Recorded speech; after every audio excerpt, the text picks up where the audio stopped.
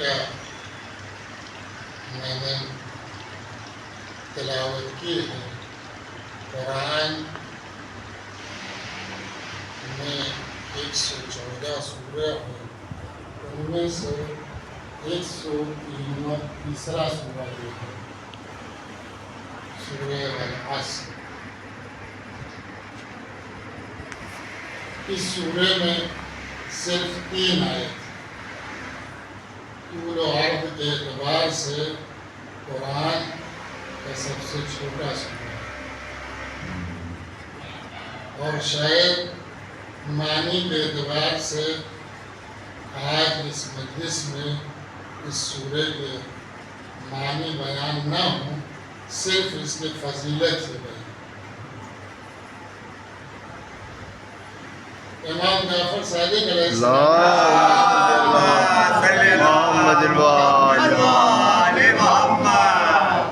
اس سورہ کے متعلق ارشاد فرماتے ہیں، من قرأ والعصر فی نوافل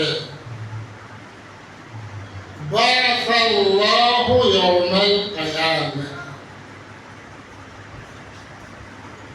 بعث اللہ یوم القیامۃ مشرق وجہہ زاہق سنہ قریر قرین عینہ حتی یدخل الجنت۔ امام ارشاد فرماتے ہیں کہ جو کوئی من قرأ، قید نہیں ہے کہ بچہ پڑھے، جوان پڑھے، بڈھا پڑھے، کسی بھی سن و سال کا اگر انسان قرأت کرتا ہے، اس سورہ کی تلاوت کرتا ہے، فی النوافل، نوافل جمع ہے نفل، اور نفل کے معنی اگر لغت میں آپ دیکھیں تو اس کے معنی ہے اضافہ، زیادتی،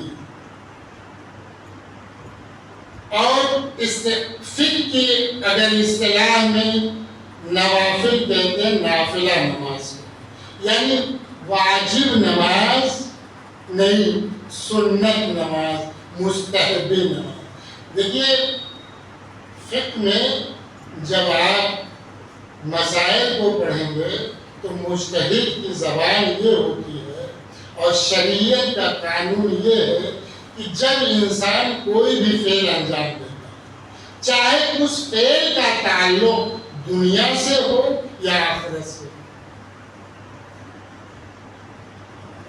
تو 5 صورت ہوتی ہے، اس کے 5 نام، ان 5 ناموں میں سے ایک نام اس فعل پر منطبق ہوگا، اس فعل سے تعلق رکھتے ہیں۔ وہ 5 ہے کیا؟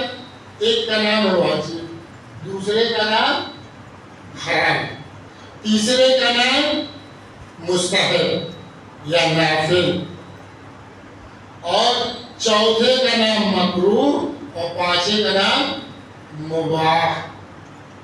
اب اس کے معنی بھی جان لگی، کیونکہ ہمارا ہر کوئی بھی فعل ان 5 میں سے ایک ضرور منطبق ہے۔ واجب اس فعل کو کہتے ہیں جس کا کرنا لازم ہے، ضروری، اگر ترک کر دیا جائے تو اللہ کی جانب سے سزا ہے، جہنم ہے، جرمانہ، جو بھی آپ اس کو سمجھیں فعل کے اعتبار سے، اسے کہتے ہیں واجب۔ مثال کے طور پر نماز یومیہ، یہ کیا ہے؟ واجب۔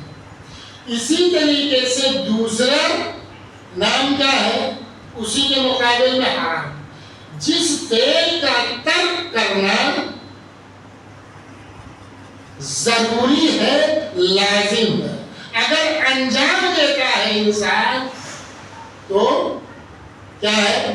سزا ہے اللہ کی طرف سے، جرمانہ ہے، جہنم۔ جس طریقے سے شراب پینا، کسی کو تہمت لگانا، برے الفاظ جسے کہتے ہیں وہ دینا، یہ وغیرہ وغیرہ، یہ تمام چیزیں کیا ہے؟ حرام ہے۔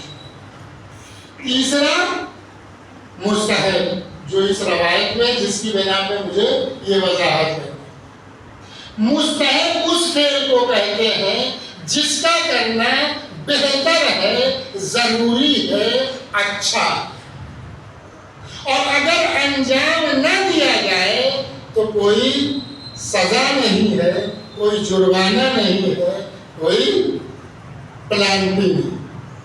اگر آپ انجام دیتے ہیں تو بہتر، ثواب ہے، اچھا ہے، لیکن اگر نہیں انجام دیتے تو نہ کوئی سزا ہے، نہ کوئی جرمانہ ہے، اور نہ جہنم۔ مثال کے طور پر آپ چل رہے ہیں، کسی سے ملاقات ہوئی، آپ کیا ہے اس کو سلام نہیں کی، سلام نہ کرنا یہ واجب نہیں ہے، مستحب ہے۔ اگر آپ سلام کر لیں گے تو آپ کو ثواب ملے گا، اگر سلام نہیں کریں گے تو کوئی عذاب نہیں، کوئی سزا نہیں، لیکن اگر سلام کرتے ہیں تو جواب دینا یہ واجب، یہ مستحب ہے۔ اسی کے مقابلے میں مکروہ ہے، جس فعل کا ترک کرنا بہتر ہے، اچھا ہے، ضرور، اور اگر انجام دیا جائے تو نہ کوئی سزا ہے، نہ کوئی جرمانہ ہے۔ مثال کے طور پر گرم گرم چائے یا پھونک پھونک پینا، یہ پھونک پھونک کے پینا یہ کیا ہے؟ مکروہ ہے۔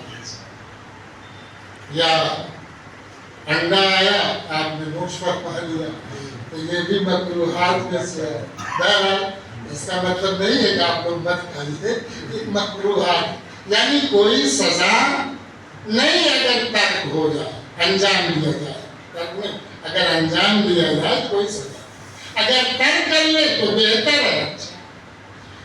آخری صورت یعنی پانچواں قانون شریعت کا یہ ہے کیا؟ مباح، جس کا کرنا اور نہ کرنا مساوی ہے، برابر۔ آپ اگر کرتے ہیں تب بھی کوئی بات نہیں ہے، نہ کرتے ہیں تب بھی کوئی، نہ کوئی ثواب ہے، نہ کوئی عذاب ہے۔ مثال کے طور پر آپ جا رہے ہیں، چلتے چلتے بیٹھ گئے، آپ جا رہے ہیں چلتے چلتے پیاس لگی، پانی پی لیا، تو اس کا کوئی تعلق نہیں۔ اب آئیے اس روایت پر جس کے لیے اتنا ہم نے تمہید بنائی۔ مولا کیا فرماتے ہیں؟ کہتے ہیں من قرأ والعصر، جس نے قرأت کی، پڑھا، والعصر، سورہ والعصر، فی النوافل، نوافل نماز، واجب نماز نہیں، نوافل نماز،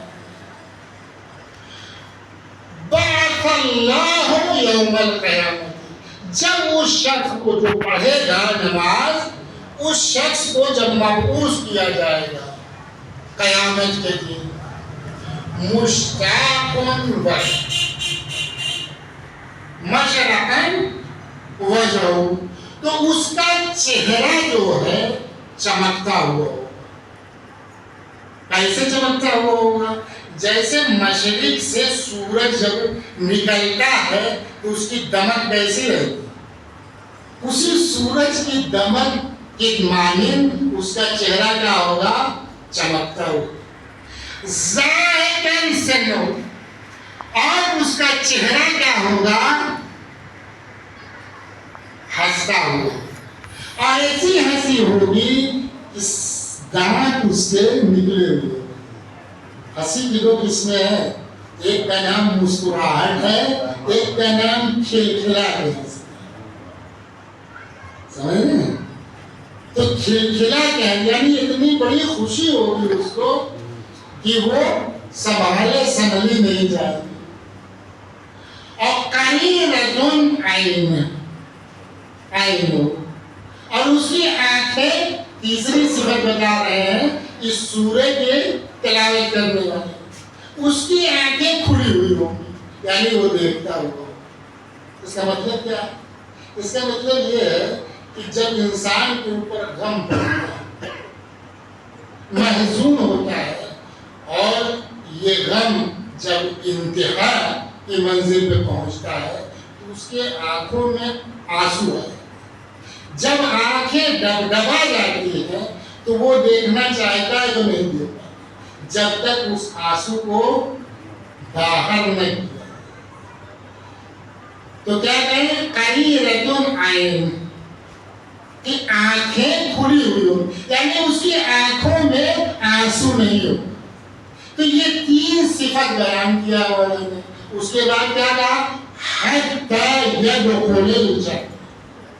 یہ صفتیں وقتی نہیں ہیں، بلکہ یہاں تک کہ یہ صفتوں کے ساتھ وہ داخل ہو جائے گا جنت میں.